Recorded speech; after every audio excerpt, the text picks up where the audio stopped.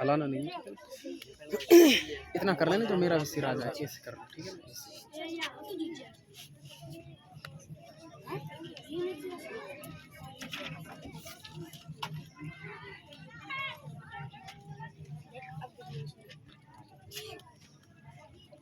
बात है नहीं, कैसे हो सारे बच्चे?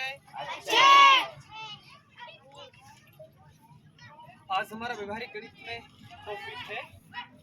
अक्सर बच्चों को कंफ्यूजन होता है कैलकुलेशन को लेकर के कि कोई कैलकुलेशन है, कोई क्वेश्चन है।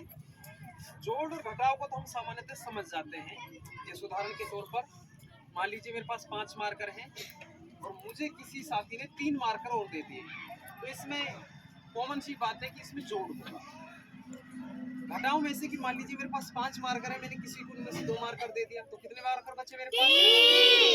तो ये जोड़ और घटाव की तो कॉमन सी बात है, लेकिन जब बच्चों में कैलकुलेशन को लेकर के जब मल्टीप्लाई और डिवीजन में जो कंफ्यूजन है उसको दूर करने के लिए आज हमने जो एक थोड़ा फाइनोमो बनाया है वो इस प्रकार है। देखिएगा उदाहरण के तौर पर देखिए, गुणा कब करते हैं, भाग कब करते हैं। मैंने आज ऐसा लिखा है कि गुणा हम तब करते हैं जब किसी एक वस्तु का मान दे रखा हो और हमें अन्य कई वस्तुओं का मान पूछा जाए, तो उस स्थिति में क्या करते हैं, हम गुणा करते हैं। क्या करते हैं? गुणा और भाग एक दूसरे के अपोजिट है। अपोजिट का मतलब विलोम है, उल्टे। भाग हम उसी स्थिति में करते हैं जब कई वस्तुओं का मान दे रखा हो और उनमें से किसी एक पर्टिकुलर वस्तु का मान पूछा जाए। जिस उदाहरण के तौर पे मैंने यहाँ लिखाया है, गुणा हम तब करते हैं जब किसी एक वस्तु का मान दिया हुआ और अन्य कई वस्तुओं का मान पूछा जाए, तो उस स्थिति में हम गुणा करते हैं। जैसे उदाहरण के तौर पर अगर एक पेन का मूल्य 5 रुपए, इधर देखो,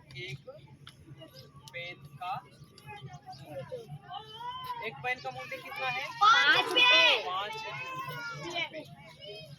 तो बताइए 8 पेनों का मूल्य कितना होगा? क्या करना है? 8 पेनों का, इसमें क्या करना है, हमें गुणा करना है। 8 का गुणा 5 से, 8 पंजा 40 रुपये।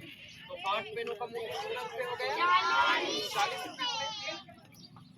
भाग में देखते हैं, भाग में हमने प्रकार से ये बनाया कि जब किसी एक वस्तु का जब कई वस्तुओं का मान दिया हुआ हो और उनमें से किसी एक वस्तु का मान पूछा जाए, तो उस स्थिति में हम क्या करते हैं, भाग करते हैं। उदाहरण के तौर पे अगर 8 पेनों का मूल्य 40 रुपए है, तो बताइए एक पेन का मूल्य क्या है? देखो हमारे पास यहाँ पर 2 संख्या, एक तो है 40 और एक है हमारा 5। हम बड़ी संख्या में अक्सर छोटी संख्या को भाग देते हैं। इसको हम 2 तरह से कर सकते हैं। 40 में एक को हम भाग देते हैं 8 का, 8 पंजा 40। एक इसका थ्योरम भी है, यानी नियम भी है जांचने का। इसका और इसका गुणा कर देंगे, इसको जोड़ देंगे, 8 पंजा 40, इसका मतलब ये सही है।